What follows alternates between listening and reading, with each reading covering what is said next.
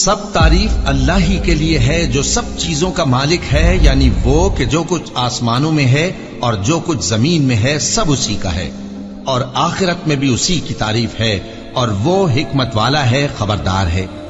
جو کچھ زمین میں داخل ہوتا ہے اور جو اس میں سے نکلتا ہے، اور جو آسمان سے اترتا ہے اور جو اس پر چڑھتا ہے، سب اس کو معلوم ہے، اور وہ مہربان ہے، بخشنے والا ہے۔ اور کافر کہتے ہیں کہ قیامت کی گھڑی ہم پر نہیں آئے گی۔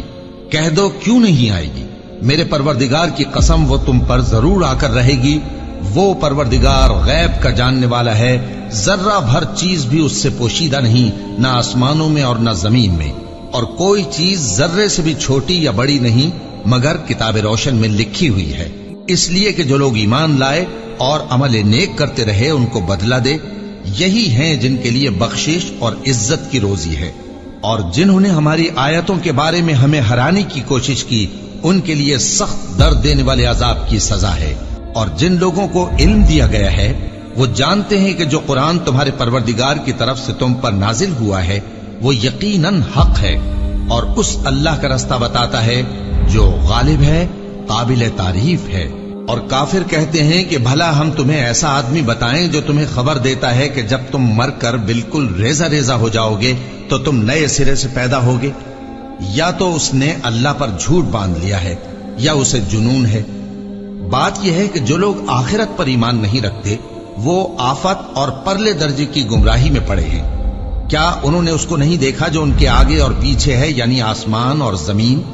اگر ہم چاہیں تو ان کو زمین میں دھسا دیں یا ان پر آسمان کے ٹکڑے گرا دیں، اس میں ہر بندے کے لیے جو رجوع کرنے والا ہے ایک نشانی ہے۔ اور ہم نے داؤد کو اپنی طرف سے برتری بخشی تھی اور کہا تھا اے پہاڑوں ان کے ساتھ تسبیح کرو، اور پرندوں کو ان کا مسخر کر دیا، اور ان کے لیے ہم نے لوہے کو نرم کر دیا کہ کشادہ زرہیں بناؤ اور کڑیوں کو اندازے سے جوڑو، اور نیک عمل کرو، جو عمل تم کرتے ہو میں ان کو دیکھنے والا ہوں۔ اور ہوا کو ہم نے سلیمان کے تابع کر دیا تھا، اس کی صبح کی منزل 1 مہینے کی راہ ہوتی اور شام کی منزل بھی مہینے بھر کی ہوتی۔ اور ان کے لیے ہم نے تانبے کا چشمہ بہا دیا تھا، اور جنوں میں سے ایسے تھے جو ان کے پروردگار کے حکم سے ان کے آگے کام کرتے تھے، اور جو کوئی ان میں سے ہمارے حکم کے خلاف کرے گا اس کو ہم جہنم کی آگ کا مزہ چکھائیں گے۔ وہ جو چاہتے یہ ان کے لیے بناتے، یعنی قلعے اور تصویریں اور بڑے بڑے لگن جیسے تالاب اور دیگیں جو ایک ہی جگہ رکھی رہیں۔ اے آل داؤد شکر کرتے رہو، اور میرے بندوں میں شکر گزار تھوڑے ہیں۔ پھر جب ہم نے ان کے لیے موت کا حکم صادر کیا تو کسی چیز سے ان کا مرنا معلوم نہ ہوا مگر گھن کے کیڑے سے جو ان کے عصا کو کھاتا رہا۔